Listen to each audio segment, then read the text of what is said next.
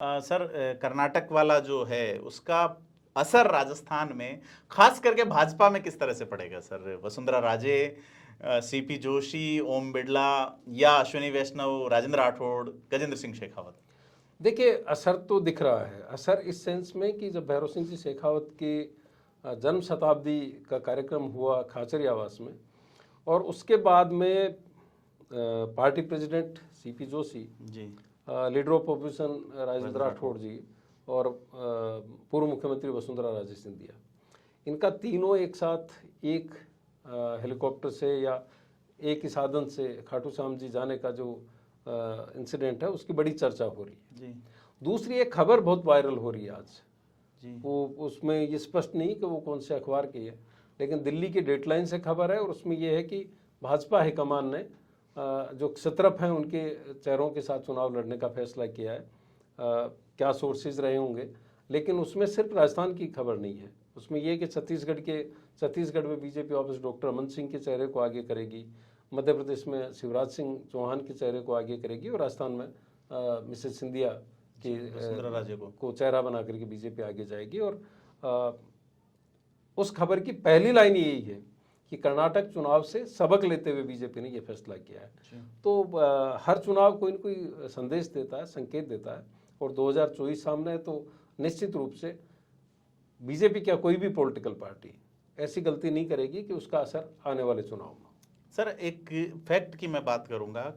एक बीजेपी ने एक एनालिसिस किया है, रिपोर्ट आई है, उसमें यह है कि 10,000 बूथ ऐसे हैं राजस्थान में जहां भारतीय जनता पार्टी पिछले 15 साल से लीड नहीं ले पा रही है। वो ऐसे बूथ हैं जहां पे एससी मतदाताओं की संख्या 300 से 800 के बीच में, और वो डिसाइडिंग वोटर हैं। तो ऐसा मैकेनिज्म चल रहा है, 100 सीटें ऐसी हैं जहां मार्जिन 10,000 से कम रहता है। तो बीजेपी ये कोशिश कर रही है, और उसमें एक और चौंकाने वाली बात है, ये रिजल्ट जो मैं बता रहा हूं ये विधानसभा में ही रहता है। लोकसभा चुनाव में उन्हीं बूथों में बीजेपी के पक्ष में वोट हो रहा है। तो बीजेपी ने ये मान लिया है, कर्नाटक के बाद में जो रिपोर्ट आई है सामने, मैं दर्शकों को बताना चाहूंगा कि उसमें यह माना है कि हमारे जो स्थानीय चेहरे हैं वो फेल हो रहे हैं। मोदी के चेहरे पे वोट मिल रहे हैं, लेकिन मोदी के चेहरे पे विधानसभा चुनाव में वोटर जो है वो अभी भी अपना खुद का विवेक लगा रहा है, खुद का प्रत्याशी चुन रहा है। देखिए प्रदीप जी, जितना छोटा चुनाव होगा, लोकसभा चुनाव में राष्ट्रीय मुद्दे होते हैं, राष्ट्रीय चेहरा सामने होता है, पॉलिटिकल पार्टी कौन सी होगी वो भी महत्वपूर्ण होती है। जब आप उसके नीचे के चुनाव में जैसे जैसे आएंगे तो वो टफ भी होते जाते हैं, और उसमें स्थानीय मुद्दे बहुत ज़्यादा महत्वपूर्ण हो जाएंगे। अगर आप लोकसभा चुनाव राष्ट्रीय मुद्दों पर लड़े जाते हैं, लेकिन जब आप राज्य के चुनाव में आते हैं, विधानसभा चुनाव होते हैं, तो स्थानीय मुद्दे राज्य के मुद्दे होंगे। राज्य में कौन आपका चेहरा होगा, कौन मुख्यमंत्री बन सकता है, किस किस तरह के विकल्प आपके सामने, उनके ऊपर चर्चा होती है। आप फिर जिला परिषद के चुनाव में जाते हैं तो अलग और भी स्थानीय हो जाता है। उसके बाद में अगर निकाय चुनाव में जाते हैं तो और भी निचले स्तर पे तो चुनाव जो है वो छोटा चुनाव होता है, वो और ज़्यादा मुश्किल होता है, उसको लड़ना बहुत मुश्किल होता है, और मुद्दे उसके स्थानीय होते हैं। तो जब रणनीति बनती है तो निश्चित रूप से इन सारे फैक्टर्स का ध्यान रखा जाता है। और बीजेपी की अगर आप बात करें तो बीजेपी का मैकेनिज्म जो है वो मैं पिछले कई सालों से देख रहा हूँ, वो 2 से यहाँ तक पहुँची है। तो आप उसके पीछे संघ की भूमिका, खासतौर पर राष्ट्रीय स्वयंसेवक संघ की भूमिका, और साथ में बीजेपी का जो मैकेनिज्म है वो अपने आप में महत्वपूर्ण है।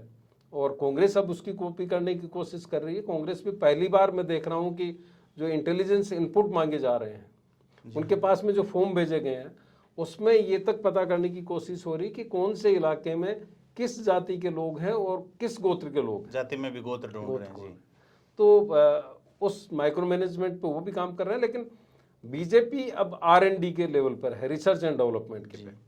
वो उस लेवल पर एनालिसिस कर रही है कि एक एक वोटर को कैसे लाया जा सके। और गुजरात में जो CR पाटिल हैं, CR पाटिल ने जो फार्मूला अपनाया, पहले पन्ना प्रमुख तक था, अब उन्होंने पन्ना प्रमुख से नीचे भी इकाइयां खड़ी की, और अब सिर्फ एक जो व्यक्ति होता है उसको 3 या 5 वोट निकाल करके घर से लाने होते हैं।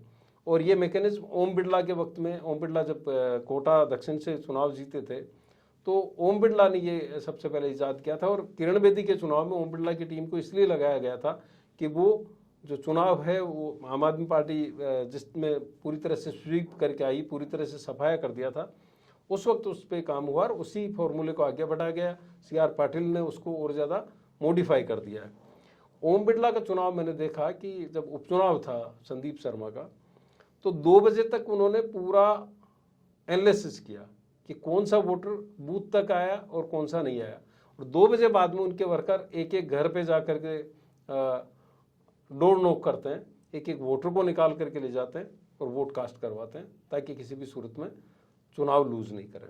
तो बीजेपी उस तरह के मैकेनिज्म पे काम करती है। बीजेपी के कार्यकर्ताओं में उस तरह का उत्साह रखा जाता है। यहाँ तक कि कोरोना काल की भी मुझे अच्छी तरह ध्यान है कि जो संगठन महामंत्री हैं यहाँ पर चंद्रशेखर, या उस वक्त के जो अध्यक्ष हैं सतीश पूनिया, वो कोरोना काल में भी खुद कोरोना से पीड़ित होते हुए भी उन्होंने लगातार जो अपने कार्यकर्ता है उनको मोटिवेट रखा, उनको एंगेज रखा, और हर दिन ऐसा होता था कि 8-8, 10-10 बार उनकी वीडियो कॉन्फ्रेंसिंग के जरिए में जी, फूड पैकेट्स बांटने के माध्यम से भी उन्होंने बूथ लेवल तक काम किया और बूथ से डेटा बीजेपी का जो काम करने का तरीका वो अलग है। कांग्रेस को मुझे लगता है कि उसमें अभी या तो समझ नहीं पा रही है, कांग्रेस को एक बहुत लंबा वक्त लगेगा। तमाम मुद्दों पे बात हुई आज श्रीपाल सक्तावत जी से। धारा प्रवाह कार्यक्रम को देखने के लिए सब्सक्राइब करें थिंक 360 को।